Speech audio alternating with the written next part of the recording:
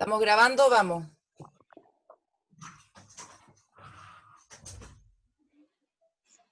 Hola, buenos días. Mi nombre es Alexander Galetovich y soy Senior Fellow en la Universidad Adolfo Ibáñez. Hoy día seguimos con el ciclo de charlas sobre el COVID y en realidad es la última charla del ciclo. Y la charla la va a dar hoy día Andrea Repeto, que nos va a hablar sobre la economía del COVID-19.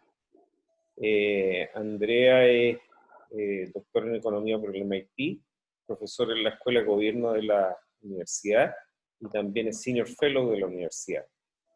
Entonces los dejo con ella. Vayan a los asistentes, pueden ir haciendo todas las preguntas que quieran a través del chat. Yo las voy a ir juntando y al final de la charla de Andrea vamos a tener espacio para conversar entre todos. Así que, por favor, manden todas las preguntas que quieran a través del chat. Y los dejo con Andrea. Hola, buenos días. Gracias por venir a esta charla. Chica, ¿estás adelantando? Perdón, fue sin querer. Hoy día vamos a hablar de qué es lo que significa para la economía es que estemos bajo esta pandemia, cuáles son las medidas que ha tomado el país, qué cosas nos quedan por hacer, como que viene para adelante. Aquí tengo mucha ayuda, mi infraestructura no es muy buena para esto, así que la chica María del Carmen Aninat nos va a pasar la lámina y Alex va a tomar sus preguntas. La idea es que conversemos al final, pero si hay alguna cosa que en el camino no vaya quedando muy clara, crear un chat con unas letras muy grandes, con mayúsculas, para que Alex la vea y nos detenemos a conversar sobre eso en particular. Entonces, estos son los 4 temas que voy a abordar en esta presentación. Lo primero es discutir qué es esta crisis. Es algo a lo que no estamos muy acostumbrados. Estamos aprendiendo en muchas dimensiones, en lo sanitario, pero también en lo económico y social, abordar con las políticas y las herramientas que tenemos. Lo segundo es qué puede ayudar la política económica, porque aquí lo que está haciendo la política económica es acompañar a las políticas sanitarias. ¿Cuál es su rol? ¿Qué herramientas tiene? ¿Cómo podemos atenuar los efectos negativos que la contención de contagios tiene sobre la economía? Tercero, ¿qué es lo que se ha hecho en Chile? ¿Qué medidas ha ido tomando el gobierno? Y cómo íbamos avanzando en las distintas cosas. Y al final cerrar un poquito con desafíos para el futuro. Hay un micrófono por ahí abierto, se ruega apagarlo. Chica, si puedes pasar a la próxima lámina, por favor. Gracias. Hay un libro muy lindo para los que les gusta la economía, que les recomiendo leer. Carmen Reinhardt, que hoy día es la nueva economista jefe del Banco Mundial, y Ken Rogoff de la Universidad de Harvard del año 2009, escribieron un libro que se llama Esta vez es distinto, que lo que hacían ellos era revisar 800 años aproximadamente de crisis internacionales en un conjunto muy, muy grande de países. Y ellos muestran que en realidad estas crisis no son distintas, siempre decíamos que eran distintas, porque venían todos más o menos de los mismos elementos. Problemas inflacionarios, problemas de deuda pública que no se paga, pánicos bancarios, crisis cambiarias. Y todas estas crisis son crisis, como llamamos los economistas, por el lado de la demanda. Algo se rompen las expectativas típicamente y la gente se asusta, deja de gastar. Y tenemos una serie de herramientas para enfrentar desde la política monetaria y la política fiscal y también la política cambiaria estas distintas crisis. Sin embargo, la crisis que estamos viviendo ahora es una crisis que de partida tiene un origen que es muy distinto, es un origen sanitario. Es una crisis que viene de un problema de control.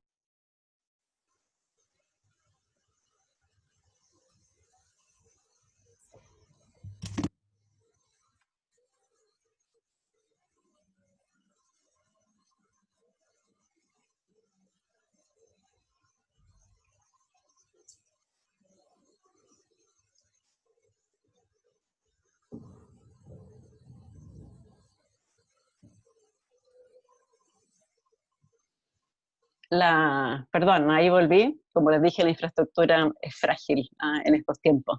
¿Me están escuchando, no? Alguien que diga que sí, por favor. Sí, yo te estoy Gracias. escuchando. Gracias. Entonces, tenemos una crisis en que ha cobrado, pucha, cerca de 400.000 vidas hoy día en el mundo, un virus que es muy, muy contagioso. Y en términos económicos, lo que hace el virus es hacer que la economía induzca una crisis de oferta, a diferencia de las crisis previas en que era el sector privado decidía no gastar o reducir y ponerse más cuidadoso, precavido con sus decisiones. Aquí lo que hay es una crisis de oferta, se deja de producir y se hace de manera inducida. Es una elección que hacen muchas veces obligatoriamente los países, según las medidas que tomen, o voluntariamente las personas que deciden, por ejemplo, teletrabajar en la medida que puedan o no mandar a sus hijos al colegio. Esto sucede porque contener los contagios requiere de distanciamiento físico, requiere que las personas estemos alejadas. Y la gran mayoría de los trabajos, la forma en que funcionan las economías es que se requiere capital y trabajo, y los trabajos son personas que están juntas en un mismo lugar, haciendo sus labores y sus actividades al mismo tiempo en el mismo lugar. Eso es una fuente de contagio. Y para poder evitar esa fuente de contagio, lo que uno hace es, de alguna manera, poner en el congelador la economía, o poner en el congelador algunos elementos de la economía. Entonces le pedimos a las empresas que reduzcan o incluso que detengan su producción porque los trabajadores no pueden ir a trabajar. Entonces es una crisis que tiene un origen distinto y que tiene un mecanismo por el cual la economía deja de producir o reduce su actividad, que también es distinto, que es por el lado de la oferta, porque las personas no pueden ir a trabajar. Chica, la próxima, por favor.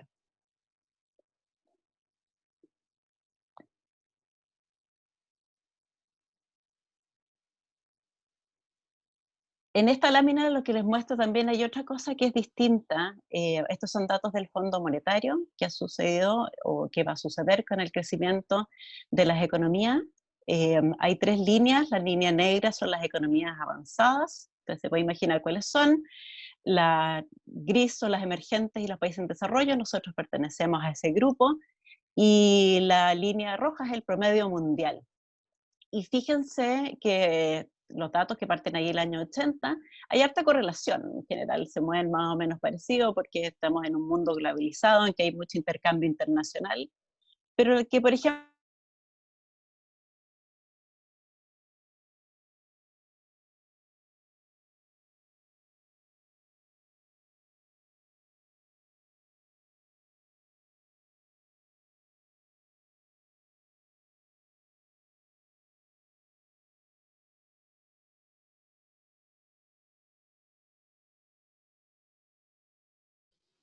se les agradece la paciencia. eh, esto es lo que pasa cuando justamente las economías son una cadena de relaciones y de logística y se rompe un pedazo. Y todo se detiene. Estas caídas de internet aquí en mi casa es exactamente lo mismo. Así que se agradece que sean pacientes y no se, espero no perder el hilo. Lo que le estaba diciendo es que el año 2009, fíjense que el crecimiento del mundo cayó, pero fue una crisis en realidad para los países desarrollados, no una crisis que abarcó a todos los países del mundo en términos de que todos sufrieron algún deterioro de su capacidad productiva. Fíjense lo que las proyecciones del Fondo Monetario, estos son de abril, así que ya están un poquito atrasadas de lo que se espera para el mundo en el año 2020, que todo el mundo al mismo tiempo pase por una recesión. La próxima chica, por favor.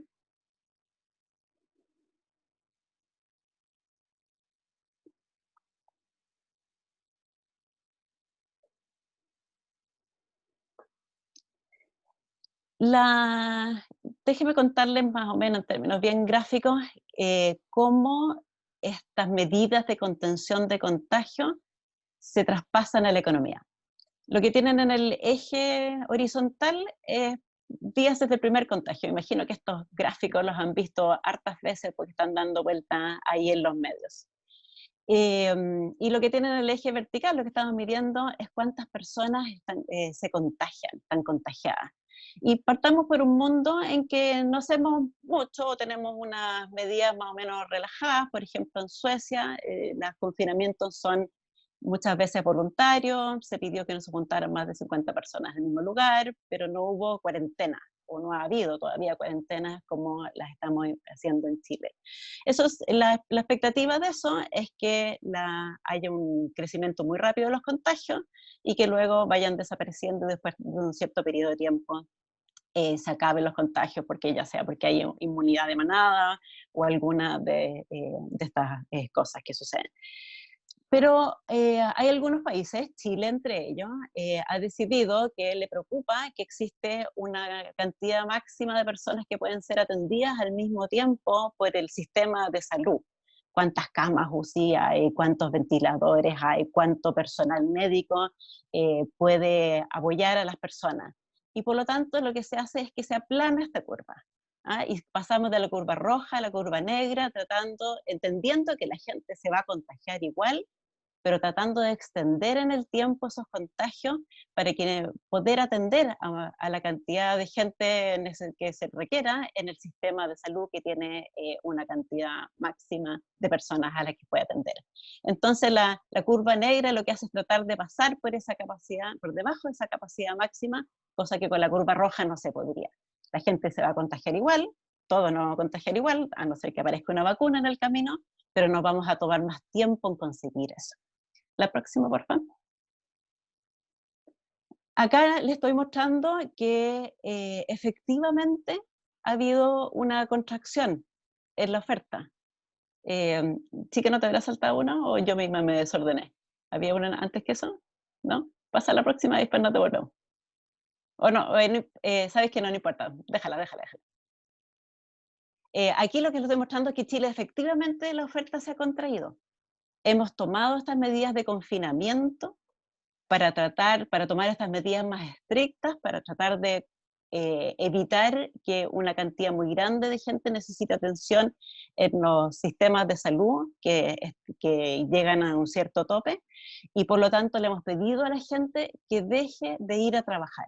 Y acá hay dos muestras de eso. Estos gráficos son datos del reporte de movilidad global que saca Google, lo pueden buscar en internet, que muestra, comparado con un periodo de referencia, en el caso de Chile es prácticamente todo enero, qué es lo que ha sucedido con las visitas a ciertos lugares, en términos de cambios porcentuales.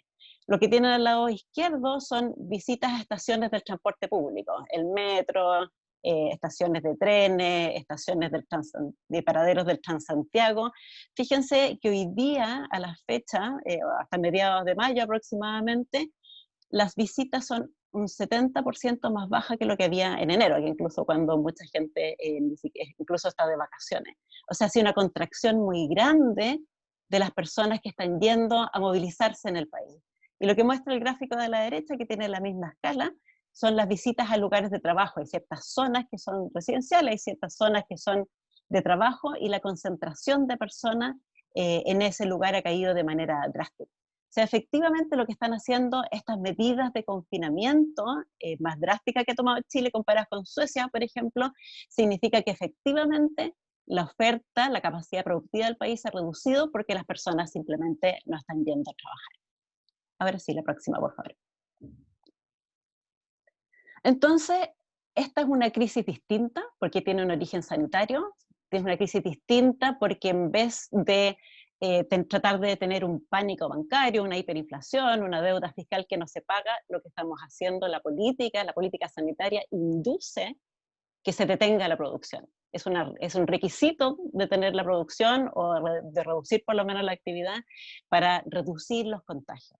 Y eso desencadena problemas en la demanda, en los gastos, en las decisiones de gasto que hacen los hogares y las empresas. Las familias tienen menos ingresos. Algunos pierden el empleo, se congelan las relaciones laborales, las personas que trabajan por cuenta propia no pueden salir a ofrecer sus servicios, a vender sus productos. También hay mucha incertidumbre, entonces no solo tienen menos recursos las familias, algunas no han perdido su empleo, algunos estamos aquí teletrabajando, pero no sabemos lo que viene en el futuro, entonces uno es mucho más precavido con los recursos que tiene y gasta menos. También la economía se vuelve más riesgosa, hay empresas que no pueden solventar un periodo muy largo sin producción, sin venta, igual tienen que pagar salarios, tienen que pagar los arriendos, tienen compromisos y se vuelven por lo tanto más riesgosas. Y el crédito, el mercado financiero, no está tan seguro entonces de querer entregarle más recursos a empresas que no saben si van a estar ahí más adelante para poder devolverle esos recursos que le prestaron. Y en el camino entonces quiebran algunas empresas y se pierden empleos. Entonces es una crisis que partió por el lado de la oferta, inducida por la contención de los contagios, que también se desencadena en una crisis de demanda. La próxima, por favor. Entonces, ¿qué puede hacer la economía? ¿Qué puede hacer, qué es lo que pasa en la economía entonces? Aquí, esto es un gráfico que es un poquito robado de Gurin Shas, que es un profesor de la Universidad de Berkeley. Aquí nuevamente tenemos la curva roja, en que teníamos medidas que no eran muy estrictas, imagínense Suecia, si quieren, como el ejemplo clásico hoy día, y la curva negra, que somos nosotros, en la parte de arriba, que tenemos medidas de confinamiento, los que estamos aquí en la región metropolitana llevamos más de un par de semanas aquí todos en cuarentena. En la parte de arriba entonces del gráfico es igual que el gráfico previo, estoy mostrando los números de contagio, y en la parte de abajo es qué es lo que sucede en la economía. Piensen en solamente las curvas rojas, ignoren las curvas negras por un ratito. La curva roja de arriba dice rápidamente la gente se va a contagiar y rápidamente vamos a tener inmunidad de rebaño y por lo tanto vamos a poder volver rápidamente a trabajar porque ya vamos a haber superado los contagios.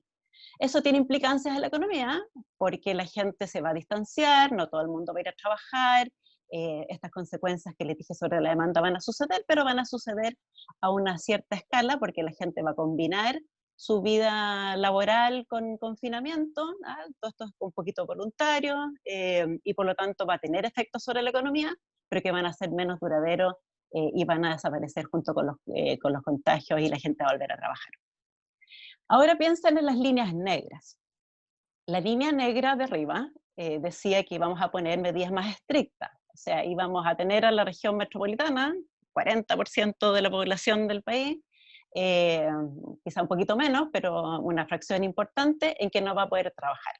Muchos de ellos no pueden trabajar a distancia y simplemente tienen que esperar a que se vuelva a abrir la posibilidad de trabajo para poder ir a trabajar. Eso, en su contraparte, la economía, la parte de abajo del gráfico, tiene un efecto más grande sobre la economía. ¿Por qué? Porque pasamos por un periodo más grande en que las personas no pueden ir a trabajar. Es un periodo más grande en que las empresas no tienen venta. Es un periodo más grande en que no tienen la liquidez suficiente para poder cumplir sus compromisos. Y si bien algunas empresas son sofisticadas y tienen un manejo de caja en que les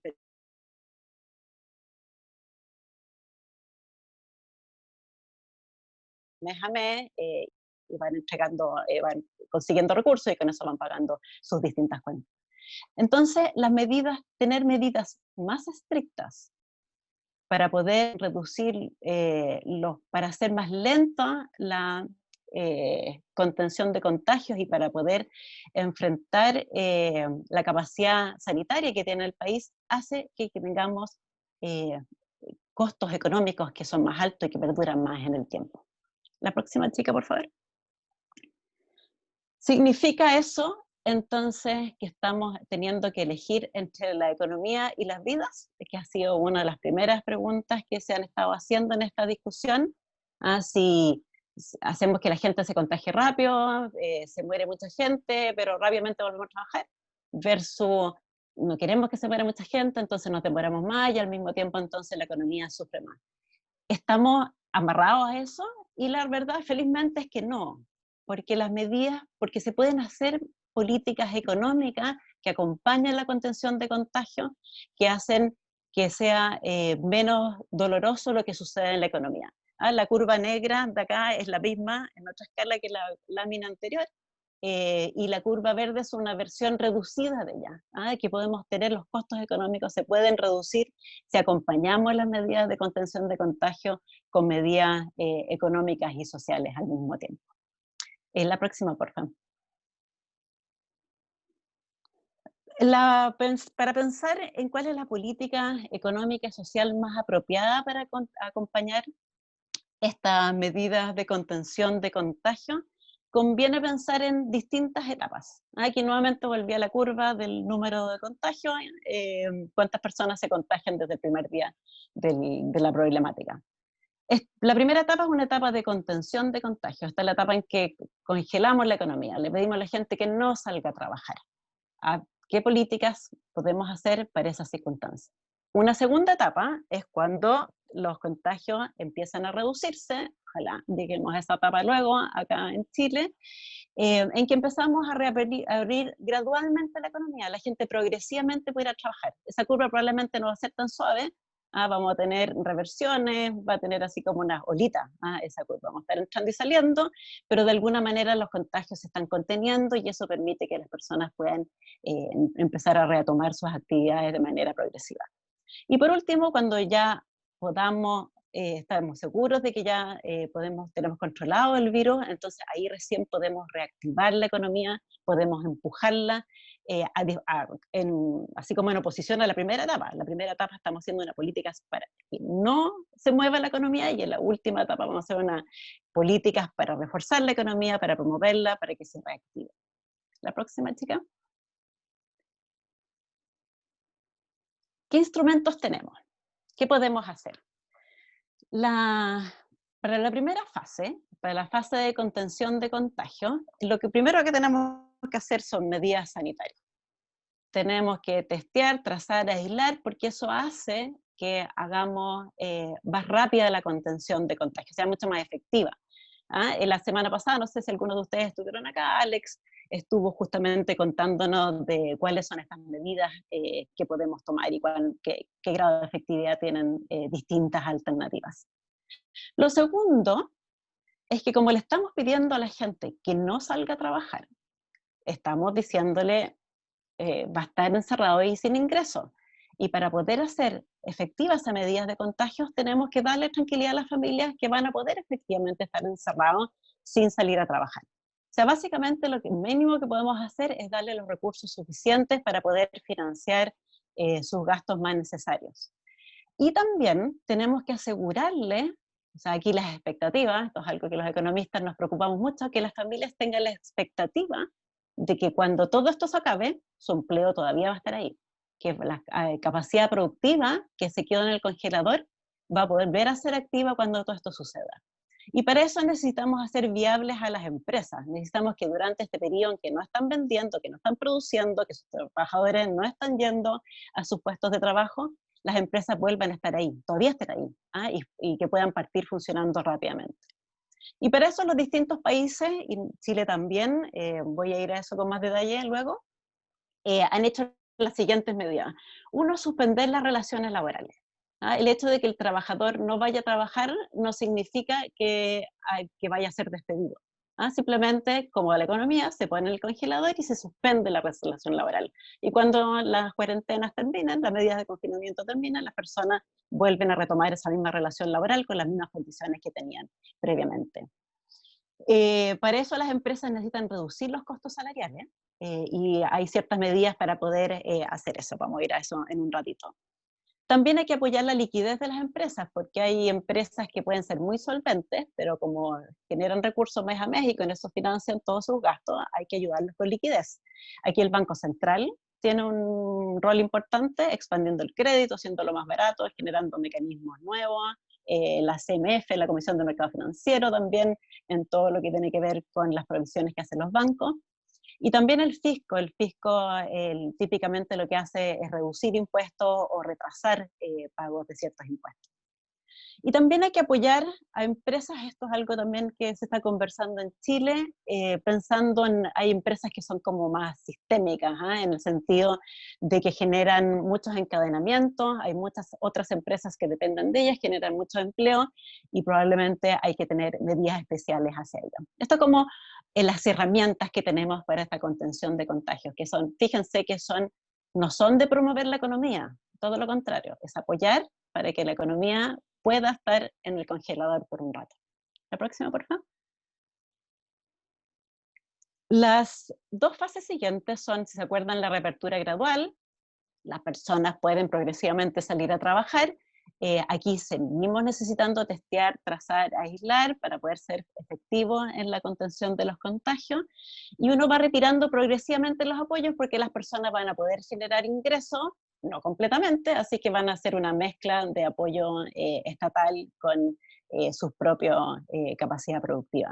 Y la última etapa es una etapa de reactivación, entonces aquí utilizamos las herramientas que siempre utilizamos en la crisis, recién en esta etapa, que es expandir la economía a través de las herramientas que existen, a través de lo que hace el Banco Central con liquidez y el crédito, y lo que hace el fisco con gasto, reducción de impuestos, con las distintas herramientas que tiene.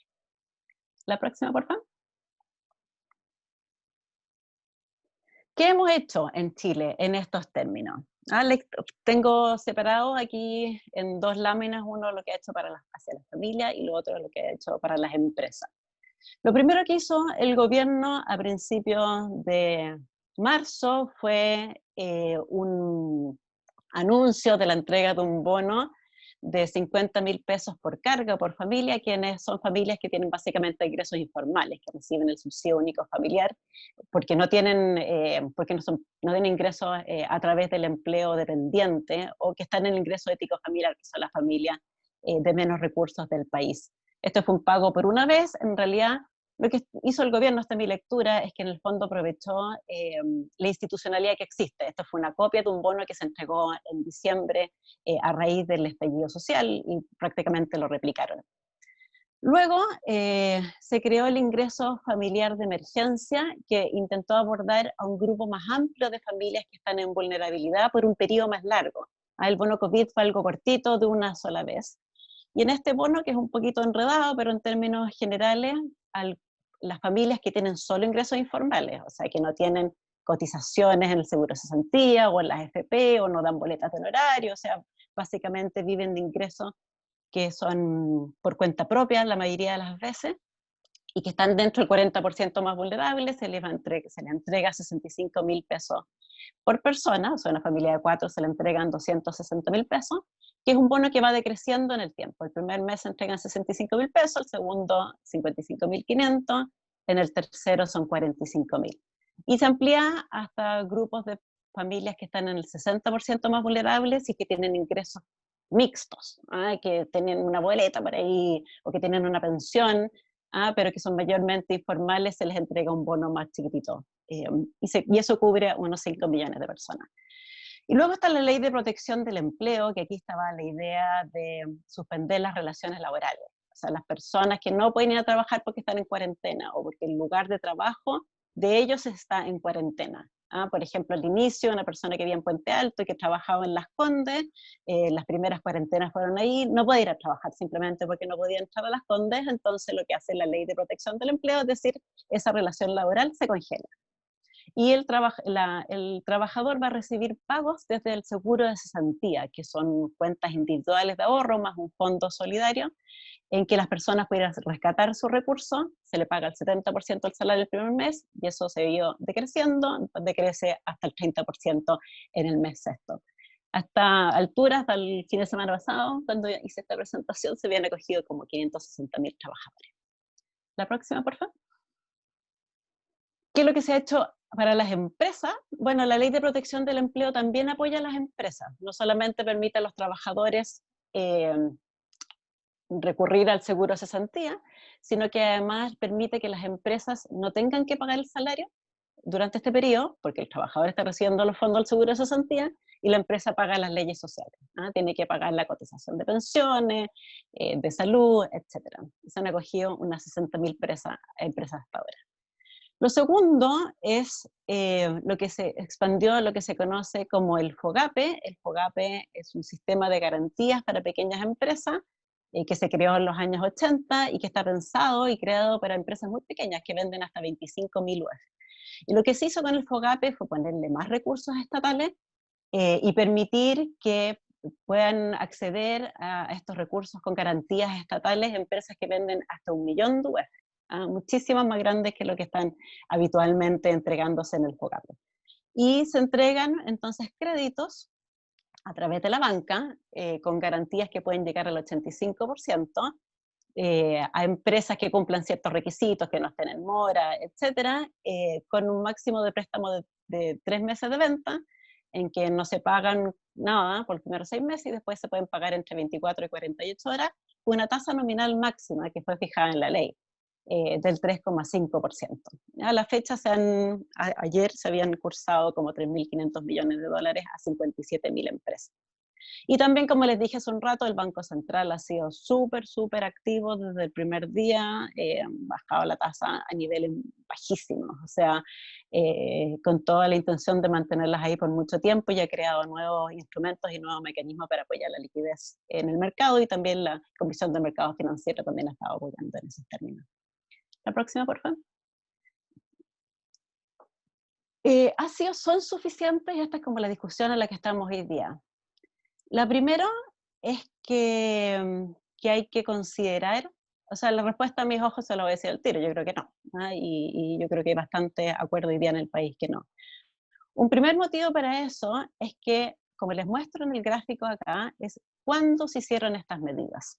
Lo que está ahí en el eje horizontal son las fechas. El 9 de marzo fue el primer contagiado, esto está hasta el fin de semana pasado. Cuántas personas se van contagiando día a día. Y lo que les voy poniendo en esas fechas es cuándo se hicieron el anuncio de estas distintas medidas de las que hablé recién. La Ley de Protección del Empleo y el bono COVID se anunciaron el 19 de marzo. El ingreso familiar de emergencia y el FOGAPE el 8 de abril. El primer anuncio de honorarios, de los que no le hablé, vamos a hablar después, que todavía no se legisla, se anunció a finales de abril. Se anunció cuando estábamos en la meseta.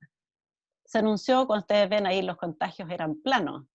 Cuando esperábamos que íbamos a estar en unas circunstancias como esa curva roja que les mostré al principio, en que la gente se iba a contagiar rápidamente, estábamos volviendo al trabajo luego y por lo tanto no iba a ser necesario extender medidas por más tiempo. Pero después vino esta explosión de contagio que nos tiene cuarenteneados a los que estamos aquí en la región metropolitana, ya mucha gente fuera también de acá de Santiago, que significa que esto va a durar más tiempo. Que dentro de los planes y los diseños que estaban en el gobierno había una expectativa de que la crisis sanitaria iba a ser mucho más corta. ¿La próxima? Lo segundo también que tiende a hacer a uno pensar que también las medidas pueden ser insuficientes es que las personas tienen dificultad para confinarse, para cumplir con estas medidas. Este gráfico lo que les muestra es una combinación, lo que dan en el eje vertical, es un estudio que sacó hace poquitito la Universidad del Desarrollo con la Telefónica y Cisco, mirando cómo se ha cumplido con el confinamiento dentro de las distintas comunas de la región metropolitana. Y lo que miden es cómo se redujo la movilidad. Por ejemplo, el punto que tienen más a la derecha de la pintana dice que la movilidad se redució en menos del 30%. En Providencia, que es la otra punta arriba a la izquierda, en la esquina de arriba, la gente que vive en Providencia redujo su movilidad en un 70%. Ha sido mucho más efectivo en términos de mantenerse dentro de sus casas en lo que sucede en Providencia que lo que sucede en La Pintana. Y lo que hago aquí es correlacionarlo con la medida de pobreza por ingresos de la CACEN del año 2017, según las mediciones que hace el Ministerio de Desarrollo Social. Y acá hay una relación que es un poquito desordenada, pero es negativa. Las comunas que tienen más cumplimiento de las cuarentenas son comunas donde hay menos pobreza por ingresos. Puedo hacer este gráfico por pobreza multidimensional y se ve muy parecido también. Y en las comunas donde hay más pobreza, donde hay menos recursos, donde hay más vulnerabilidad, donde hay más hacinamiento, donde hay muchos otros factores sociales más desventajados, les cuesta más cumplir con la cuarentena. Entonces, una de las explicaciones posibles es que, por ejemplo, el ingreso familiar de emergencia es insuficiente. La verdad es que sabemos que es insuficiente, los 65.000 pesos no alcanzan para cubrir los gastos más básicos de una familia del primer quintil. O sea, si los gastos más básicos en cuarentena son el alojamiento, la alimentación, los servicios básicos, o sea, tener gas para cocinar, luz, comunicaciones, hoy día tan importante, pagar salud y educación, eso para una sola persona cuesta 99.000 pesos. Como hay economías de escala, como las familias comparten su gastos, es como equivalente a 75.000 pesos por cabeza cuando la familia tiene 4 personas. ¿Eh? Pero es un monto más grande que lo que está entregando el Estado. Esa es una hipótesis posible, hay otras, por cierto. Otra es que la gente tiene expectativa de que más adelante no va a tener ingresos. Quizá el Estado le dio lo suficiente hoy día, pero ¿y si mañana no? Y si mañana no tengo trabajo, entonces voy a salir a trabajar igual ahora para juntar la mayor cantidad de ingresos posible. Y hay otras hipótesis que son más difíciles de medir, por ejemplo, una falta de confianza en las instituciones, que el Estado me diga, que la autoridad me diga que me tengo que guardar. Bueno, no estoy muy segura de que eso sea cierto. La próxima, por favor. Entonces, hoy día se está discutiendo un nuevo escenario, tener un nuevo escenario sanitario, por lo tanto tenemos que tener un nuevo escenario de política. Hay una discusión de revisar el diseño de los beneficios de la Ley de Protección del Empleo. Esto, en particular, esta idea de que los pagos vayan cayendo. Acuérdense, el 70% el primer mes, es un 55% del salario pego, 55% el segundo mes, 45% y así sucesivamente hasta llegar a 30%. Si íbamos a estar confinados un mes, 70% era razonable. De hecho, las familias gastan alrededor en promedio de un 60% de sus ingresos en esta lista que les acabo de dar de gastos necesarios. Así que 70% estaba bien, pero ya si nos vamos quedando encerrados, 55, 45, 40 ya no va a ser suficiente y va a haber que complementar esos recursos. Lo mismo sucede con los ingresos, los beneficios del ingreso familiar de emergencia. Todas esas familias que no pueden ir al seguro de cesantía están recibiendo 65.000 pesos, después 55.500, etcétera, y eso hay un gran acuerdo de que eso va a ser insuficiente y que va a haber que poner más recursos. Y también va a haber que aumentar su cobertura. Hoy día está llegando un grupo que no es suficientemente grande de personas. Hay una discusión de evaluar el funcionamiento del FOGAPE. Los que son suscriptores del Mercurio pueden ver una nota hoy día de un ejemplo que da la Comisión de Mercado Financiero sobre las restricciones que supuso el reglamento que se hizo. Quizá quedó un poquitito restrictivo y que hace que la extensión del crédito a las empresas tal vez no sea lo suficientemente amplio como se necesita. Y también se necesita un plan para las empresas grandes. Recuerden que el FOGAPE llega a las empresas que venden hasta 1 billón de UF al año, unos 30 millones de dólares, pero no hay ninguna medida hoy día desde el Estado para empresas, por ejemplo, como la TAM, que ha estado en los medios estos días. La próxima, por favor. ¿Cuánto han costado las políticas? Porque esto es una de las partes de la esencia, si somos capaces también de financiar estas políticas. El Estado ha comprometido a la fecha un poco más de 17.000 millones de dólares, un 5,7% del PIB, y ahí les tengo desglosado así la lista completa de las cosas en las que se ha comprometido el Estado a gastar. 1.400 millones a lo que se llama el 2% constitucional y 260 millones para un fondo especial de insumos médicos, que es un gasto adicional extraordinario en salud, para los ventiladores, para convertir las camas, para tener las vacunas, etc. Un segundo conjunto que les pongo ahí son fondos para las familias, que en el compromiso alcanzan hasta un 1,4% del PIB. Este bono COVID, por ejemplo, los 50.000 pesos costó cerca de 170 millones de dólares, el ingreso de emergencia se han gastado 833, y se ha comprometido a agregar a eso hasta 1.200 más. También se ha comprometido, si es que es necesario, agregar recursos al seguro de cesantía, si es que no alcanzan a financiarse los beneficios. Y también se han entregado 100 millones a los municipios para que ellos puedan entregar a sus distintas comunas según las necesidades de su población. Y la mayor parte, eso no es un 65% del PIB, es un 65% del 5,7%, me perdonan. La mayor parte se dio a las empresas, en que la mayor parte de esto son postergaciones de impuestos y adelantamiento de devoluciones. Y que en el fondo se le está diciendo a las empresas, te presto plata, no me pague el PPM este año, páguemelo más adelante. Eso es la mayor parte de lo que se le está entregando a las empresas. También se redujo el impuesto de timbres y estampillas por un año, se capitalizó el Banco Estado y hay un compromiso de entregar hasta 3.000 millones de dólares en garantías al FOGAPE. Lo que está en negrito marcado, no sé si ustedes lo alcanzan a ver, es lo que ya se ha gastado. Los otros son compromisos de gastos que se pueden hacer, que se podrían hacer más adelante. La próxima, por favor.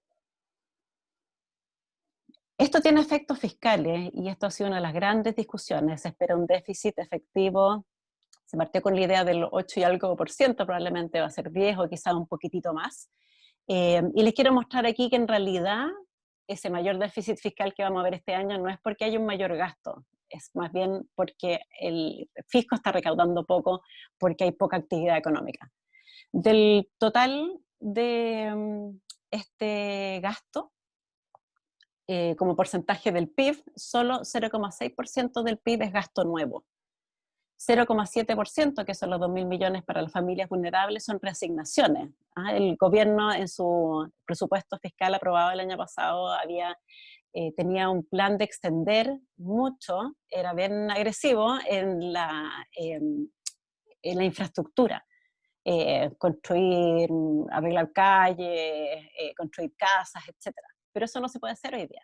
Los trabajadores no pueden salir a construir y nada, así que por lo tanto esos fondos se reasignaron, esos son 0,7 puntos del PIB. El 0,1% de menor ingreso es la reducción de timbres y estampillas, que es transitorio, así que en adelante eso debe recuperarse. 1,1 son postergaciones de impuestos que se hacen dentro del mismo año. Alguno de ustedes tal vez no pagó sus contribuciones en marzo, bueno, pero va a tener que pagarla el resto del año, en las cuotas que siguen. O sea, eso no tiene ningún efecto fiscal, es plata que es un préstamo que le hicieron dentro del mismo año. Hay otras que se postergan al futuro, no pagué este año, pagué el próximo, así que también es algo que es transitorio y va a desaparecer. Y la mayor parte de estos son compromisos que eventualmente se van a pagar, eventualmente se va a gastar en garantías del FOGAPE, eventualmente se van a ingresar fondos al seguro de cesantía, que hoy día tiene plata suficiente, de hecho, para financiar los beneficios que están comprometidos. ¿La próxima? Un problema de este plan fiscal que tenía el gobierno hasta ahora y que ahora está en discusiones para poder modificarlo, es que si uno mira los decretos fiscales sobre cuál es el plan para cumplir con el balance estructural, esta regla fiscal que adoptó Chile en los años 2000, es que significa que va a tener que retirar mucho gasto el próximo año. Lo que les muestro ahí es el crecimiento del gasto primario. El gasto primario es el gasto que hace el fisco sin considerar los pagos que hace de tasas de interés por estar endeudado. Y fíjense que siempre ha sido positivo. El año 2009 para la crisis creció en más de un 16%, el año pasado también, perdón, el 2020 va a crecer más del 10%, pero para cumplir con su propio decreto fiscal el próximo año el gasto fiscal debiera caer en un 8%. Y eso no es deseable. El próximo año la economía va a requerir apoyo, va a requerir un impulso fiscal. No es deseable macroeconómicamente y no es deseable socialmente, porque las familias y las empresas van a seguir necesitando apoyo. La próxima, por favor. Hoy día también existe espacio para un mayor déficit fiscal. Todavía tenemos espacio para financiar por dos motivos. Uno, lo que les muestro en el gráfico a la izquierda, es las tasas de los bonos UF a 10 años, es la tasa a la que se está endeudando el fisco hoy día internamente en Chile. Y fíjense que en mayo del 2020, en la última semana este gráfico se hizo aún más negativo. El Estado se financia a tasas bajísimas e incluso negativas, y que se espera que sigan en tasas muy bajas en el futuro, lo que significa que en la medida que esas tasas de interés sean menores que lo que esperamos que crezca el PIB, la economía, va a ser más fácil de pagar. Además, Chile tiene un nivel de endeudamiento fiscal, llegó a esta crisis con un endeudamiento fiscal bastante bajo, 28% del PIB, ha ido creciendo, se lo voy a mostrar a continuación, pero si nos comparamos con los países emergentes, tenemos la mitad, tenemos menos de la mitad comparado con los emergentes de América Latina, nos parecemos a los emergentes de Europa. Y si miramos los países que tanto admiramos, no sé, Nueva Zelanda, andamos por ahí, Suecia andamos por ahí, y hay otros países como Canadá que tienen endeudamientos mucho más grandes. O sea, llegamos a esta situación con tasas muy bajas y con una situación razonablemente sana. La próxima. El problema es que es la tendencia, ¿ah? Y esto es donde uno tiene que tener cuidado. Lo que muestra el gráfico de la izquierda es el balance fiscal desde el año 92 en adelante, y lo que muestra el de la derecha es el endeudamiento del Estado bruto, sin descontar los activos que tiene el Estado como proporción del PIB. Fíjense en el lado de la izquierda que desde el 2011 al 2012 estamos insistentemente en déficit que van cayendo, que se van haciendo más grandes en el fondo, y tiene contrapartida al lado derecho, que va creciendo el endeudamiento. O sea, de alguna manera nuestra regla fiscal ha dejado de funcionar. El plan fiscal es lo que está en la línea roja, que no está punteada, la línea continua, en que vamos a tener un déficit muy grande este año, pero el plan fiscal es que eso desaparezca rápidamente. Y lo que hace la línea que sigue más adelante es una proyección de que si seguimos gastando las tasas que gastamos como lo hacemos normalmente, si uno mira los últimos años previos a la crisis social, etcétera, el gasto primario estaba creciendo cerca del 4%, lo que significa que tenemos una trayectoria de la deuda que va a superar el 60%, como está el gráfico de la derecha, bajo supuestos razonables, supuesto de que el gasto crece a 3,8%, que la economía vuelve a crecer, cae un año, vuelve a crecer, y después sigue a una tendencia entre el 2,5% y el 3%, como ha sido en los últimos años.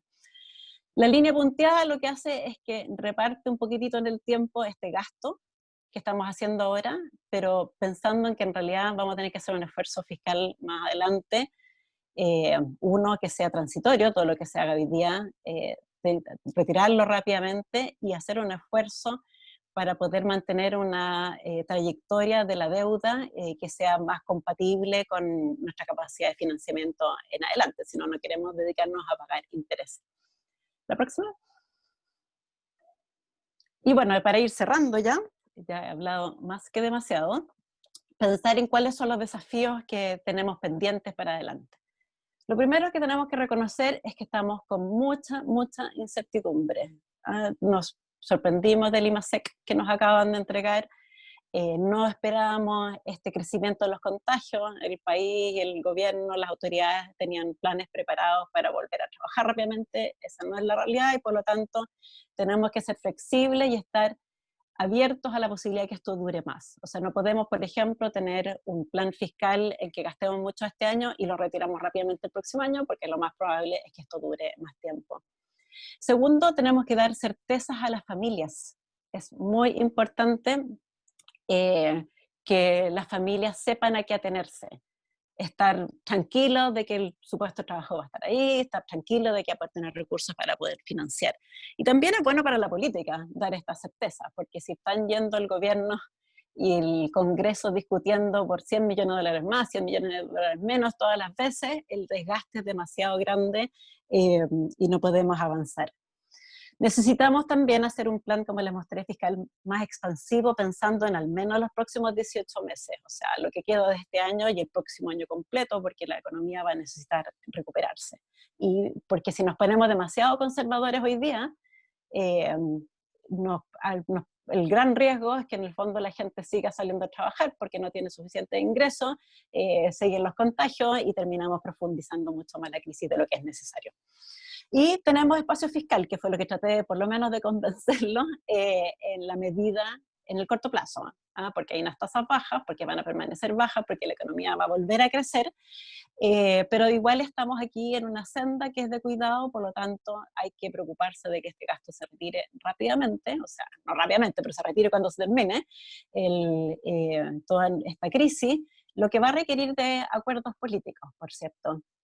Y por último, tenemos que empezar a preparar las etapas siguientes. Alex en su presentación la semana pasada también habló de cómo volvemos a trabajar, hay mucho que hacer en eso, cómo reactivamos, también hay que pensar eso ahora, porque, por ejemplo, estoy pensando que si vamos a hacer infraestructura pública, inversión pública que demanda mucha mano de obra, y que es una buena, los estudios internacionales muestran que es lejos lo más efectivo para reactivar la economía, bueno, entonces necesitamos que tener los sitios donde vamos a construir, tener los permisos correspondientes de la Contraloría, etcétera, todo eso andando con toda la agilidad posible, que para cuando podamos volver a reactivar la economía, todo eso esté listo y preparado. Eso es, muchísimas gracias. Chica, yo creo que puedes sacar la presentación, para que nos veamos un poco. Bien. Tenemos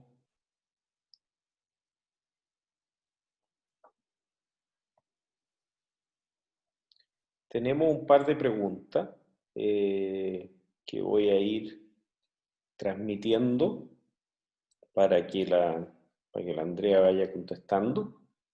Yo quiero partir con una.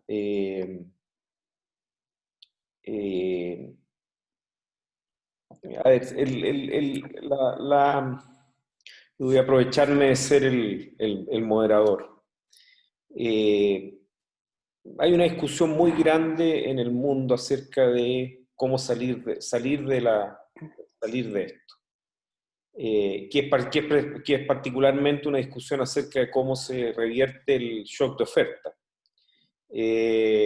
Lo que estamos viendo es que la inmunidad de rebaño toma mucho tiempo, independientemente de que lo que hagan los países, toma mucho tiempo. Y pareciera ahora que la política sueca se está diciendo que no funciona, y que la política parecería ser contención, con cuarentena, y después liberación gradual. Mi pregunta va, si eso es así, la expectativa es que de alguna forma cuando se bajen los contagios, el virus no va a volver. ¿Y qué pasa si vuelve? ¿Cómo manejamos el shock de oferta? Lo segundo, y que esto es algo en que hay varias preguntas, tú enfatizaste mucho que las empresas tienen que estar ahí cuando esto termine, porque si no están ahí, la gente no va a tener por un tiempo dónde volver a trabajar, y eso inmediatamente ya tiene el problema sobre la incerteza que se le genera a las familias. ¿Tú cuánto crees que eso se puede lograr? ¿En qué medida crees que se puede lograr? ¿Hay sectores que van a ser afectados distintos? ¿O esto puede ser logrado parejamente en toda la economía? Súper preguntas, gracias. A ver, lo primero es sobre la vuelta. Estamos en medio de una incertidumbre súper, súper grande. La verdad es que estamos día a día aprendiendo cosas nuevas, no conocemos mucho este virus. La ventaja cortita que tenemos nosotros es que partimos un poquito después. Alcanzamos a mirar a Suecia, alcanzamos a mirar a Italia, alcanzamos a mirar a España, a China, que fue el primero. Pero aún no tenemos esa idea clara de lo que va a suceder. Sabemos, por ejemplo, aprendí de tu charla la semana pasada, que por menos la inmunidad dura al menos 3 meses, pero no sabemos si dura más que eso. Por lo tanto, la vuelta va a ser muy gradual, creo yo, con mucho rebrote. Es muy probable que haya rebrote, que estemos combinando una vuelta gradual con confinamiento, con trabajo parcial, con mucha flexibilidad. Parte de la problemática de esto, pensando en términos de la política económica, yo les puse 3 etapas de la fase, con una línea súper clara, como que si tuviéramos, hay alguien allá arriba, no sé, el presidente, alguien que tiene la autoridad, o el ministro de salud, para decir, chiquillos, hoy día pasamos a la fase 2, y estamos en la etapa gradual, así que vamos a empezar a retirar esos programas. No es tan fácil, no es tan evidente saber. Y lo mismo para la última etapa, decir, ya, ¿sabe qué más? Lo que está haciendo Nueva Zelanda en este minuto. De ahí vamos a aprender lo que viene, a ver cómo les va, porque ellos anunciaron que ya no hay más contagios y están empezando a volver a trabajar. Entonces, parte de lo que no tenemos la respuesta, lo que yo creo que hay que hacer es que hay que ser muy flexibles en decir, ¿sabe qué más? Este mes sí vamos a tener que darle recursos a la familia. Este otro mes le vamos a dar 3/4. Ah, no, ahora vamos a tener que volver a darle 100. El problema es que no tenemos una legislación que haga eso muy fácil, porque significa que uno va al Congreso todos los meses. Todas las veces el Ejecutivo tiene que ir a discutir esto con el Congreso.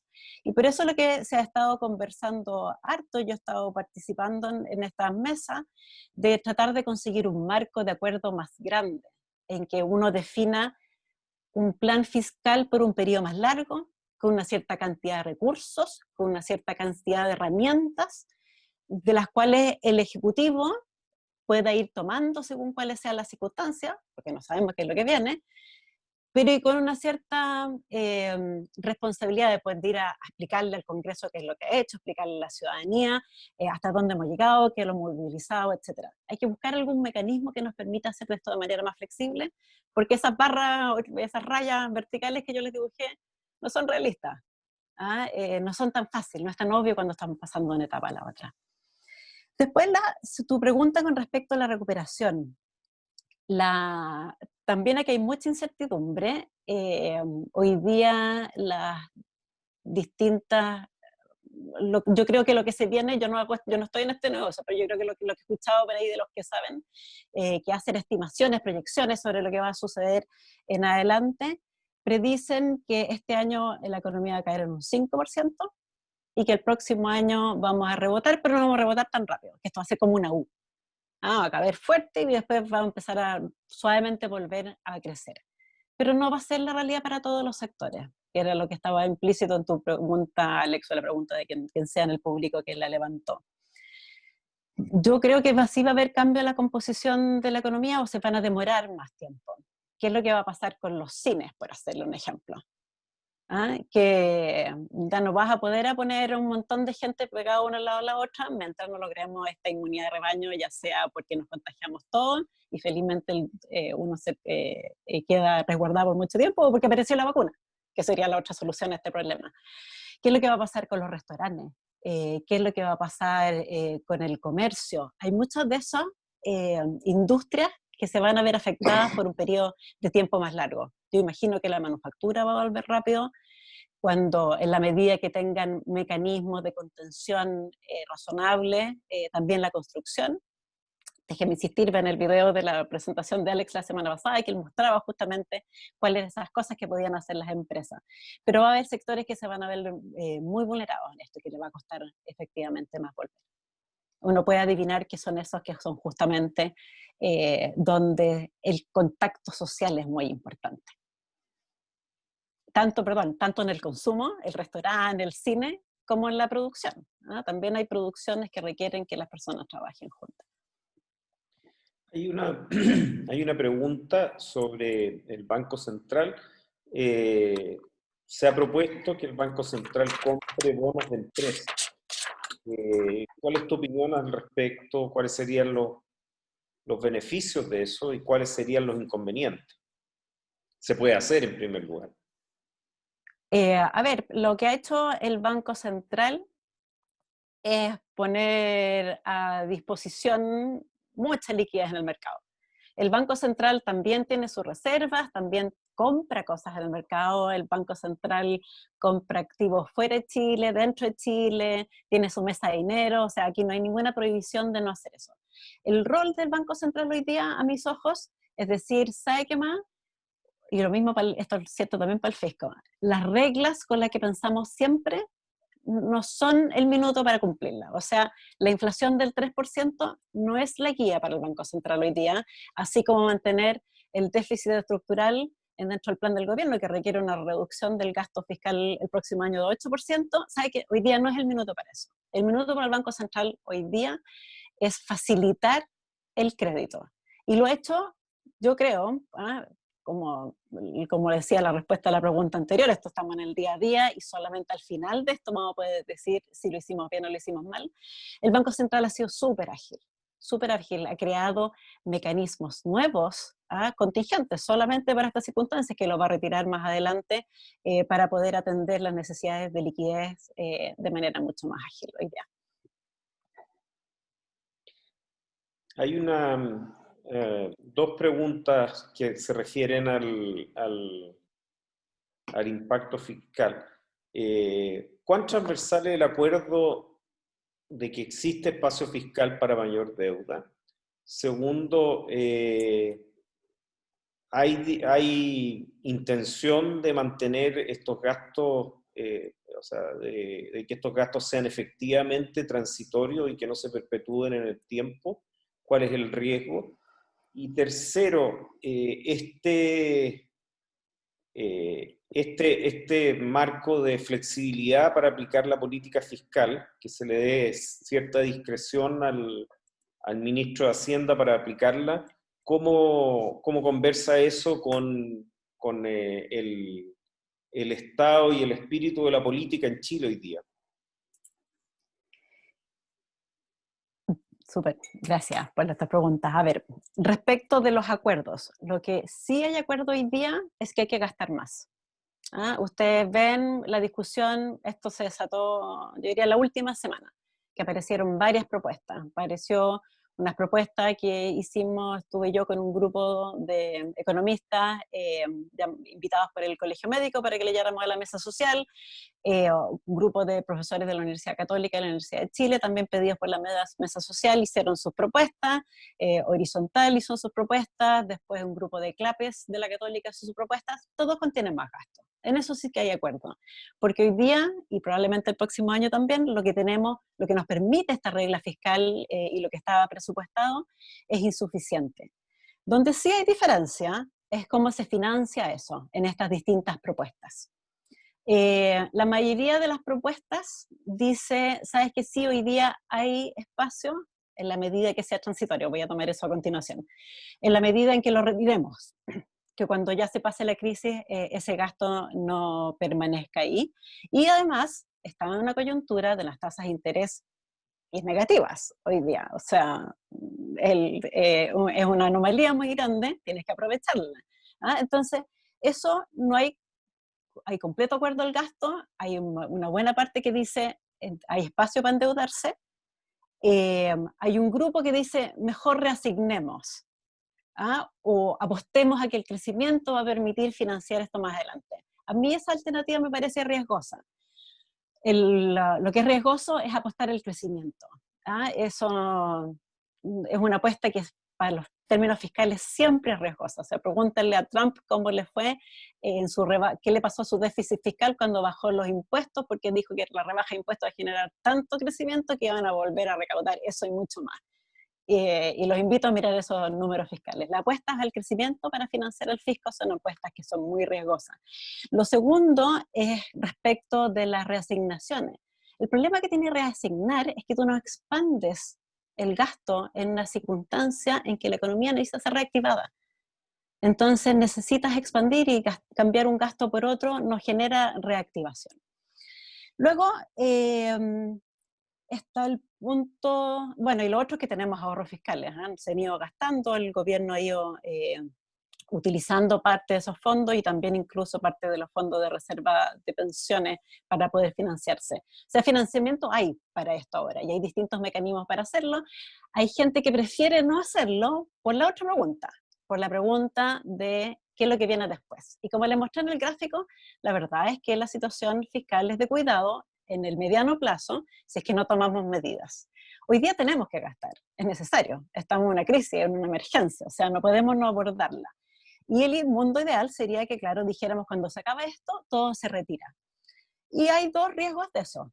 Uno es que, ya sabemos, el gasto fiscal tiene inercia, si esa es la realidad. Venimos con estos problemas desde el año 2009, porque es muy difícil retirar los gastos. Y segundo, porque el otro riesgo es que la capacidad de producción tendencial de la economía se reduzca, que en realidad somos más pobres a la salida de esto. Y por eso se requiere de estos grandes acuerdos. Y ahí voy al punto de la flexibilidad. yo no soy abogado, no tengo idea cómo se hace esto, y no tengo idea si la Constitución permite hacer esto también.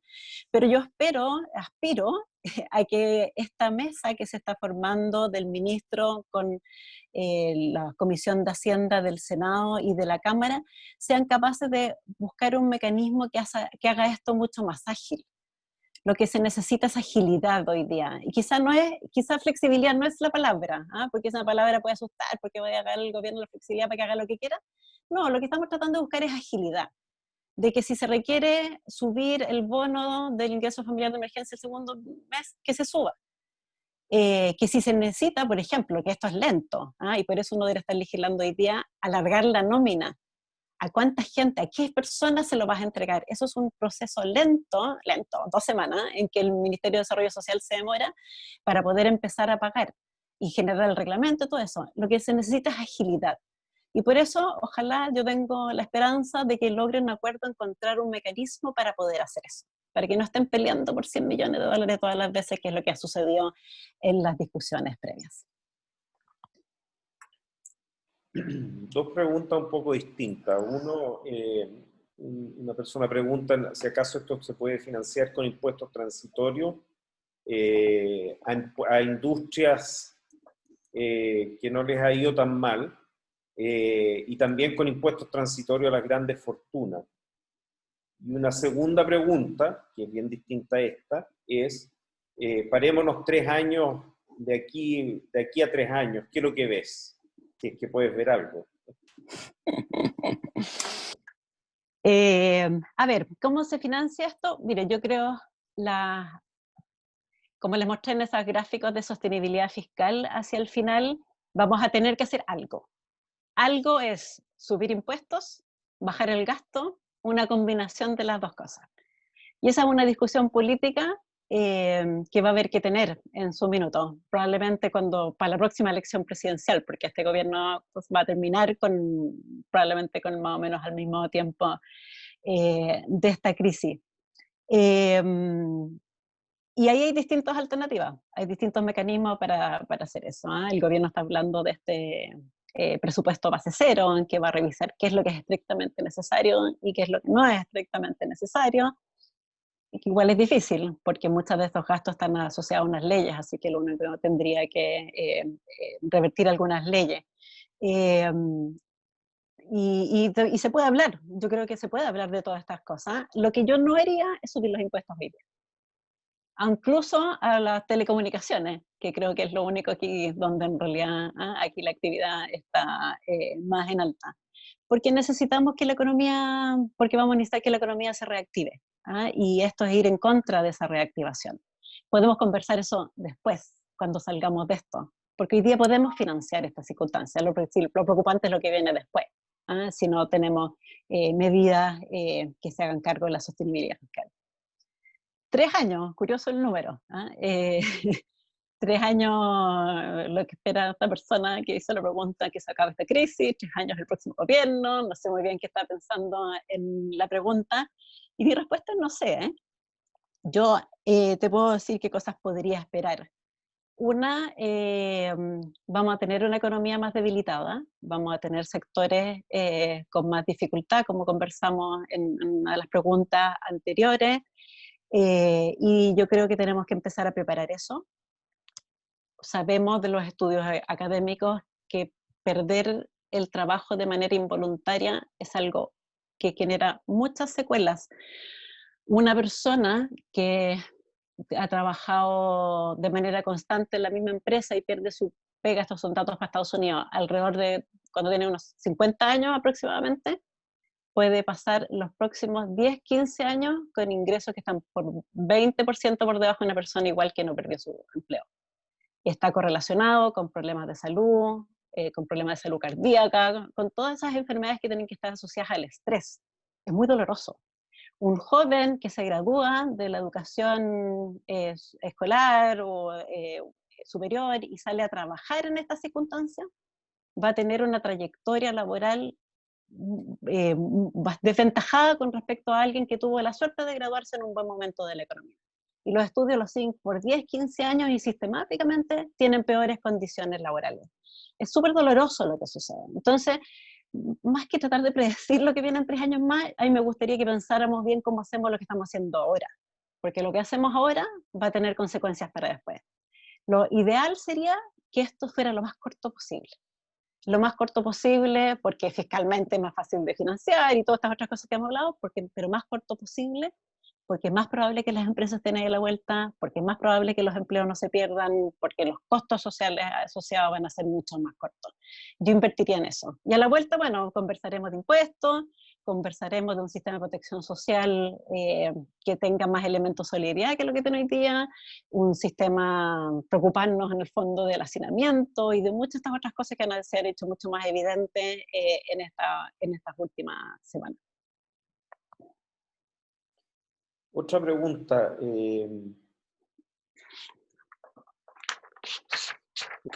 ¿Qué opinas de que elabora sobre la siguiente? ¿Cuál es el impacto económico de la propuesta del impuesto a los súper ricos que se plantea hoy en día? Yo le agregaría a eso, ¿cuánto puede recaudar eso?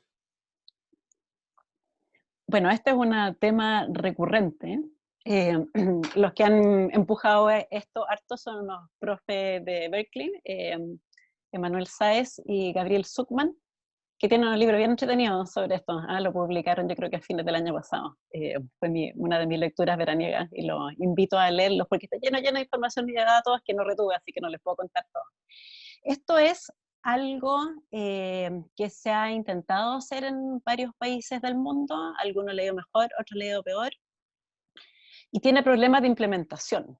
Yo creo que el espíritu es como razonable. Incluso hay un profe de Minnesota es uno de los lugares más conservadores, comillas, si quieren poner en nuestra profesión, que él muestra que es eficiente hacer esto. ¿Por qué? Porque en el fondo si tú le pones un impuesto en vez de poner impuestos sobre los retornos, que es lo que hacemos hoy día, a tu resultado de tu riqueza, ponerle impuesto a la riqueza misma. Porque tienes a alguien como Rico McPato, estoy caricaturizando, sentado arriba de la riqueza, no produce nada, y a esa persona no le estás cobrando impuestos porque no produce nada. En cambio, hay otra persona que genera mucho recurso y a esa persona le está cobrando impuestos hoy día. Sería más eficiente cobrar a la persona que no produce nada, que está sentado sobre su riqueza y no quitarle el retorno al otro. Eso es un poquito así como la idea de eficiencia económica que habría detrás. Ahora, la implementación es muy difícil. Es muy difícil porque hay muchas cosas que son difíciles de valorar. O sea, yo te puedo valorar una casa en un barrio alto de Santiago, porque hay un mercado para eso. Te puedo valorar tu riqueza financiera, pero no puedo valorar los cuadros que tienes colgados en tu casa. No puedo valorar las joyas que han pasado por la familia en herencia. Tampoco puedo capturar lo que tú sacas del país. Entonces, hacer este tipo de impuestos tiene dificultades prácticas que a veces terminan siendo injustos. El que pudo sacar la plata, el que lo pudo convertir en otra cosa y escaparse del impuesto termina no pagándolo y otros sí. O requiere mucha coordinación internacional también. Entonces, acá hay una discusión que está creciendo, está andando, nosotros no nos vamos a salvar de esa discusión, pero buena parte de ella va a tener que ver con cuán factible es hacerlo de una manera que sea práctica.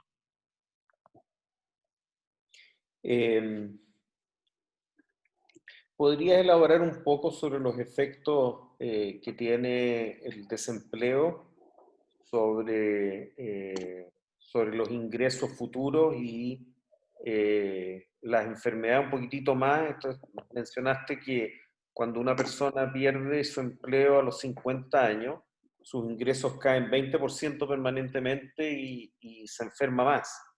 Tiene más enfermedades asociadas con estrés. ¿Qué tan grande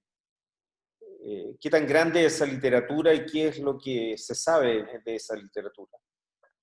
Bueno, el que quiera saber de esto, le recomiendo que vaya a buscar a un profe de UCLA, de la Universidad de California de Los Ángeles, que se llama Till von Wachter, no sé cómo se pronuncia, es un señor alemán. B-O-N, el apellido es W-A-C-H-T-E-R. Él es como el experto en esto y ha escrito con muchas otras personas para distintos países del mundo. Y lo que ellos hacen en esos estudios son varias cosas, pero en general lo que ellos tienen son acceso a datos administrativos. Por ejemplo, los datos del seguro de cesantía en Chile, en que uno observa cuándo la persona estuvo cotizando y cuándo dejó de cotizar. Y lo que hacen es mirar empresas que quiebran. No son personas que están desempleados porque dejaron la pega, porque estaban cansados, porque no les gustaba el trabajo, porque se llevan mal con el jefe. Es gente que fue despedida, es algo que no estaba dentro de su voluntad. Entonces miran estos eventos en que hay empresas que se achican, que uno observa que echaron a muchas personas, y puede asumir que esas personas no indujeron su desempleo, sino que son personas que involuntariamente quedaron desempleadas.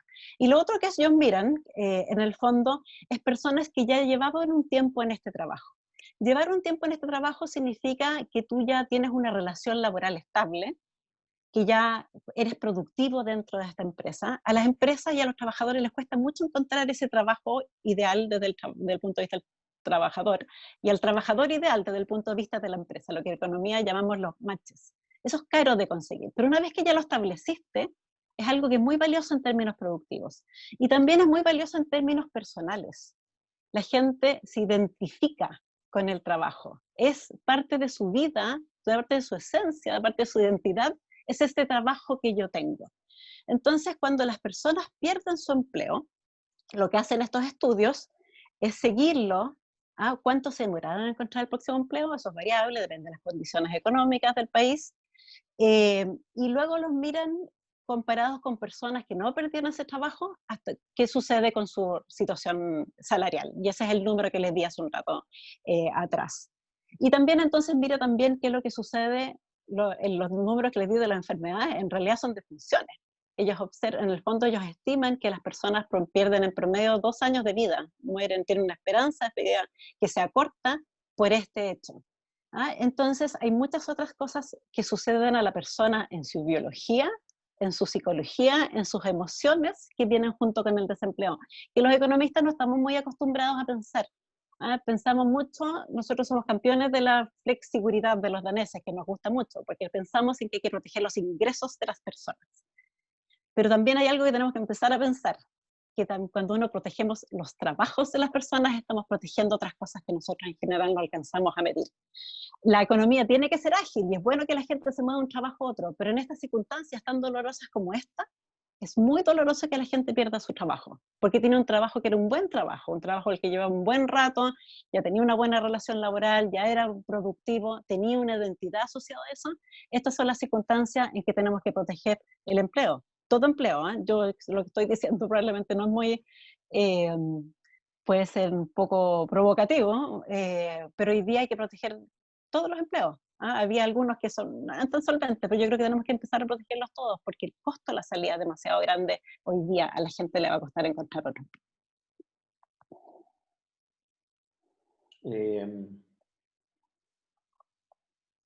Bien, yo creo que...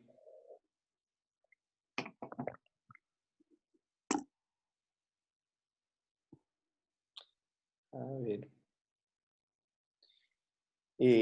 Volvamos un poco al tema que recurrentemente aparece en las preguntas, que es el tema de rescatar empresas. ¿Tú harías alguna diferencia entre empresas grandes y empresas más pequeñas? ¿Cómo se concilia el rescatar empresas con a quién hay que rescatar y cómo se concilia eso con la distribución de riesgo, que se supone que los dueños del capital son los que tienen que llevarse los riesgos? Sí, ese es uno de los temas pendientes que tenemos nosotros aquí en el listado de políticas que les di hace un rato atrás. Las empresas grandes también tienen importancia estratégica. Lo que se hace con el FOGAPE es ir a salvar a las medianas, chicas, buena parte del empleo hasta ahí.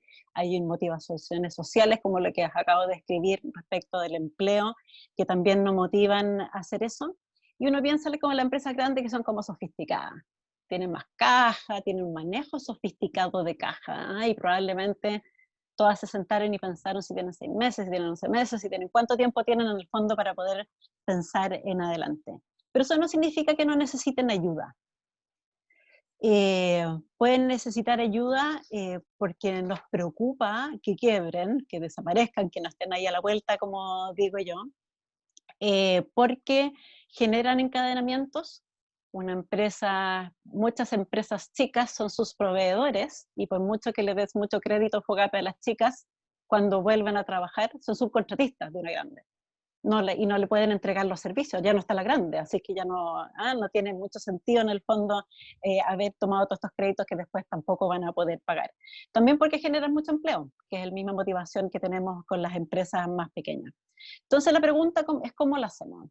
Uno, yo creo que hay que fijar criterios claros, explícitos, de cuáles son estas empresas que generan estos encadenamientos que nos preocupan, que son estratégicas. Ese es un poquito el vocabulario que usa el ministro para hablar de esto.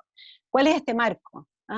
Grande, porque tiene que ser transparente, porque tiene que ser legítimo, porque además hoy día estamos en un mundo en que todo el mundo, así como el público general, está mirando con lupa a las empresas, qué es lo que hacen, si se portan bien, se portan mal, entonces también tiene que ser percibido como legítimo este apoyo. Y luego hay que entregarles inyecciones de capital que, como bien decías tú implícitamente, Alex, es que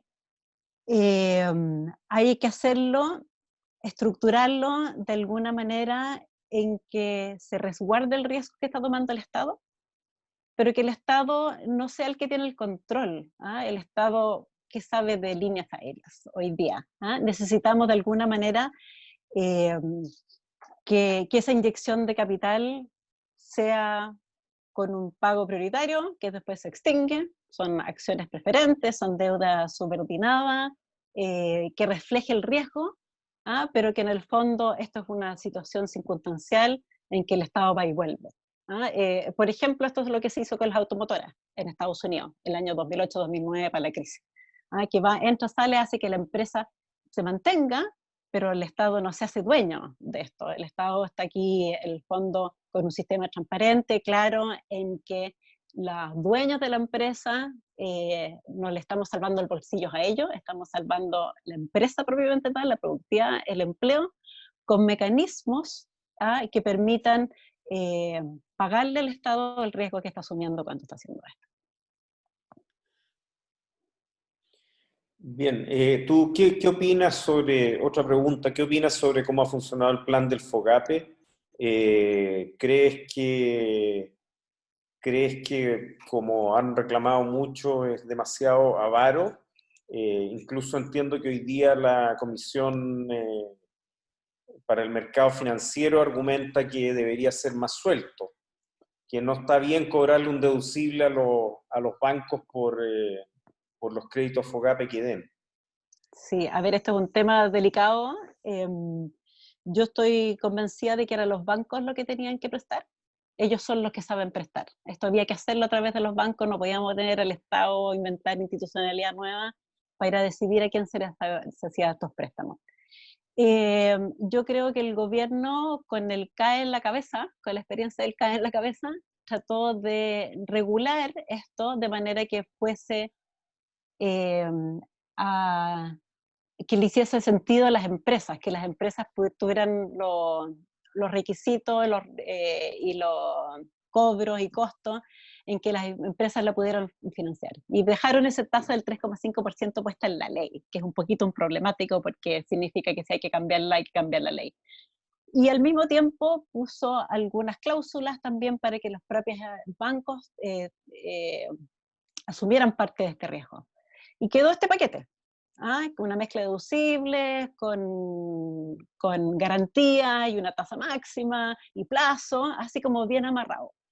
Y ahí hay que echarlo a andar y ver cómo nos funciona. El problema que tenemos hoy día, creo yo, es que no sabemos muy bien cómo está funcionando, porque al menos hasta lo que he visto yo, solo sabemos cuánto se ha cursado, cuántas empresas se les ha entregado, y no sabemos a cuántas se les ha rechazado. No sabemos a cuántas se les está dando menos de lo que piden, cuánto de lo que necesitan. Es difícil evaluar hoy día. Existe toda esta discusión, la CMF dio un ejemplo hoy día que en el fondo lo que está diciendo que estos deducibles que se incluyeron en este nuevo FOGAPE, lo que hacen es que los bancos tienen que tomar demasiado riesgo.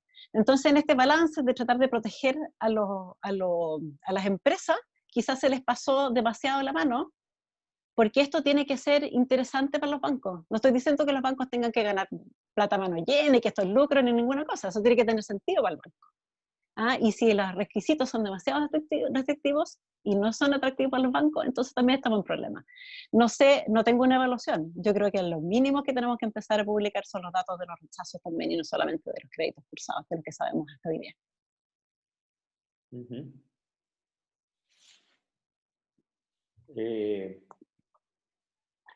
Bien, yo creo que hemos ido cubriendo las preguntas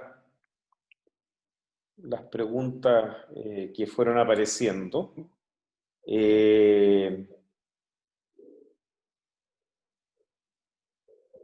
Hay una acá que creo que no la hemos tomado y que es interesante. En tu opinión, ¿cuál es el impacto de la discusión constitucional y en qué medida lo que tú nos has contado que es necesario hacer está condicionado o es afectado por este debate constitucional? Bueno, esto nos pilló en un pie bien especial. La crisis social tuvo efectos en la economía, pero también hizo evidentes muchos de los problemas que tiene este país. Que son las cosas que cuando le mostré el grafiquito de que a la gente le costaba quedarse en la cuarentena, es porque hay hacinamiento, porque hay desigualdades que son importantes, de las que vamos a tener que hacernos cargo. Claro, eso significa que en esta cosa de la sostenibilidad fiscal vamos a tener que buscar nuevos recursos para hacer esas cosas, y eso es una discusión política que vamos a tener que tener a la salida de esto. Como decía hace un rato atrás, algunos creen que la sostenibilidad fiscal pasa por un menor gasto, otros creen que por más impuestos. Si abordamos todas esas otras nuevas medidas, yo creo que vamos a terminar con un Estado más grande. Y que eso va a ser la manera justamente de atender aquello y al mismo tiempo poder tener una situación fiscal que sea sostenible en el mediano y en el largo plazo. Muy bien. Estamos a 12 segundos de las 11:30. La puntualidad Galetovich, habitual. Me parece, no quiero cortar la discusión, pero tampoco están llegando muchas otras preguntas. Y siempre en este nuevo tiempo de Zoom, en que seguramente mucha gente va corriendo hacia una nueva reunión Zoom, me parece apropiado respetar la hora. En todo caso, muchísimas gracias por una presentación extremadamente interesante, informativa. Yo aprendí mucho y me parece que por los comentarios que hemos ido recibiendo, mucha gente también aprendió mucho. Creo que tenemos una idea bastante más estructurada acerca de cuál es el rol de la política fiscal en los próximos meses, y particularmente yo quedo impresionado por la necesidad de flexibilidad y de adaptarse y de ir aprendiendo en el camino. Creo que eso es una lección que sobre la cual tenemos que reflexionar con relativa profundidad, porque de otra forma la posibilidad de ir cometiendo errores y no corregirlo es bastante alta. Así que muchas gracias Andrea por la presentación. Muchas gracias a todos por asistir. Llegamos a 120 asistentes, lo cual creo que es un éxito. Y creo que esta charla termina el ciclo COVID, y me retan si es que se me está quedando algo en el tintero, pero me da la impresión que es la última. Así que les doy muchas gracias a todos por haber estado, y estén atentos para el próximo ciclo de charlas de la Escuela de Gobierno. Muchas gracias a todos. Sí, gracias a todos por venir y por el interés y las buenas preguntas. A Alex por moderar y a la chica por pasarme las láminas.